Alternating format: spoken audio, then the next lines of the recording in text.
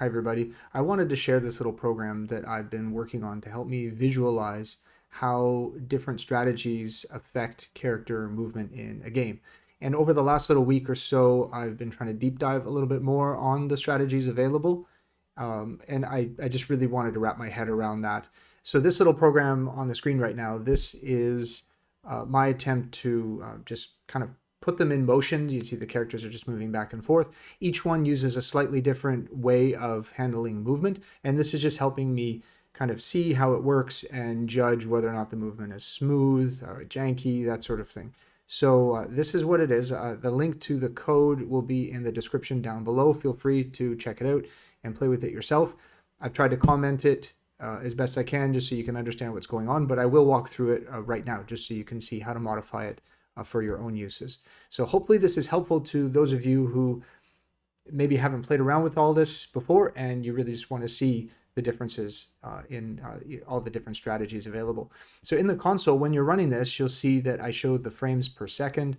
When the green square is on right here in the top left, this is where the program is enforcing a certain time frame rate. So right now I have it set to 60 frames per second. So that's why you see FPS is 60. And then what's being printed out is just the start times and the end times. So how long it's taking for that iteration to go.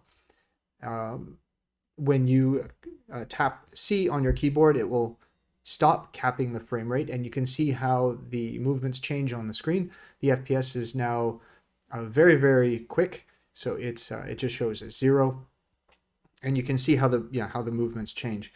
The other keys that are available would be 1 through 4 to kind of turn off one of the players. So the top to bottom is 1, 2, 3, 4, and you can hide them just to help you compare one or two different strategies and just kind of eliminate some of the noise in the visuals.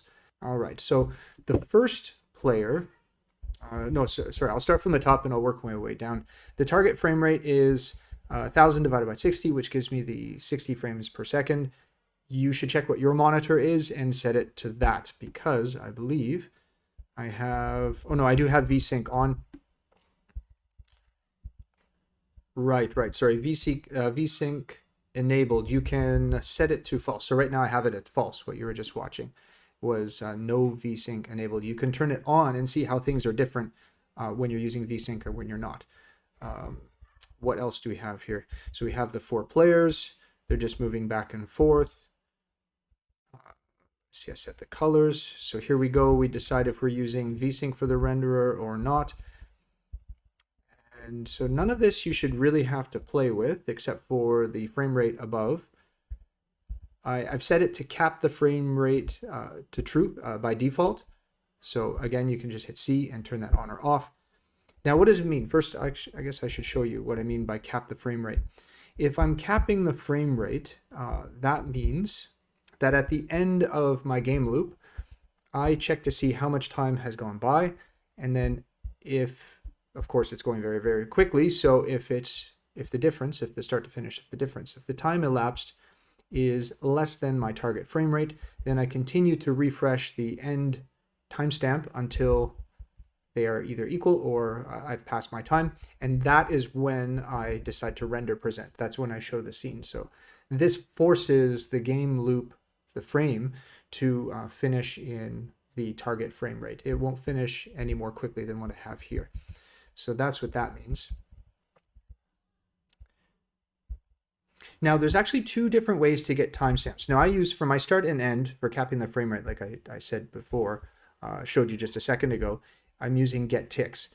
But other recommendations online, you may see people recommending get performance counter.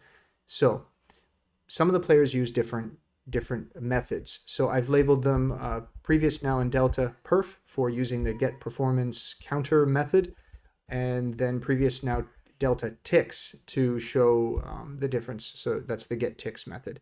Get ticks returns milliseconds. Get performance counter is just a counter. You must also get the get performance frequency to turn that into an actual time amount. Okay, so we'll go down after we get our events. here we go. I've written my conclusions. These are just my thoughts on which one's better, which one's worse. I just wanted to write these down so I'm not forever rethinking this when I look at the demo. Player 1 is using delta motion and move delay. Delta motion first is using the difference between the time elapsed in the previous frame to then modify the number of steps you move in the current frame. So that's right here, player 1 steps. This I've seen referred to as delta motion. And this is usually the tactic I've seen recommended when you're trying to get your player to move smoothly, whether you have VSync on or off. So irregardless of your frame rate, your player will move just the right amount that it will always move the same speed, whether your frame rate is fast or slow. And it sounds great, right? But from what I understand, using delta motion like this can make certain types of physics and collision detection difficult, if not impossible. So that's kind of the pros and cons of this one. Now, one other property of player 1 is that I'm also using a move delay. You probably shouldn't use move delay when you're also forcing a frame rate. Move delay is a tactic I've seen in other code examples to help control how quickly or how slowly the player moves. And basically, you just recheck your move delay. Every time you move the character, you reset it to your delay. So let's say 3 frames, and every 3 frames, that'll count down to 0. Well, 3 to 5, maybe, depending on the delta ticks, because you subtract delta ticks to whittle down the move delay. And then once you're at 0, that's when you can move your character. So it has the effect of slowing down the character. Again, you may not want to use this when you're capping your frame rate, because when you're capping your frame rate, your delta will actually be quite large. It's about 16 milliseconds on mine for a 60 FPS. And that means that the delay, you won't even notice it. And if you increase the delay so much that you do notice it, and I put a little note here, the movement gets very choppy. So it's not the right thing to use, I think, when you're capping your frame rate. Now, player 2 is also using delta ticks, but there's no delay here. And the idea with delta movement is that when you, it doesn't matter what your frame rate is, your character will always move the same, as I said. So I'll just show you this. If right now I'm capping the frame rate, now we're looking at the red one, player 2, and now I'm not capping the frame rate. See, the square just turned to red at the top left, but the movement of player 2, the red square, hasn't changed. So it really doesn't matter. And so that means that the delta motion it's doing is doing its job. Now we'll go down to the next one. This is delta motion again, but with delta perf. So using the get performance counter instead of get ticks. This one, when you're getting the delta with performance counter, the values are so small, I had to do a little bit of changing of the numbers just so the character would move at all. And so I'm multiplying by 2, but you can also hit A when this is running. And now right now we're looking at the light blue player. You can hit A and that will add 1 more to the movement, and that just makes it go a little bit faster perhaps. It's hard to detect right here, but you can play around with it and see what you think. And for the last one, player 4. Player 4 is just a fixed time step, which means we're moving a fixed amount for every frame. This will move very fast when we're not capping the frame rate. So we're looking at yellow. If I don't cap the frame rate, it'll move. Oh, and I shouldn't do this. If I'm capping the frame rate, I've increased the movement, but I don't want to do that.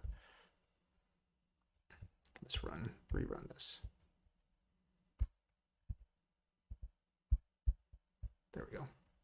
So capping the frame rate, you can see how slowly it moves. And then when I stop capping the frame rate, then it speeds up again. Okay. So if you are capping the frame rate, you do need to set the velocity, the distance that you want to travel each frame. You have to increase it, of course. So I've set this to 18, and it looks pretty much the same as when I don't have it set, when I'm not capping the frame rate.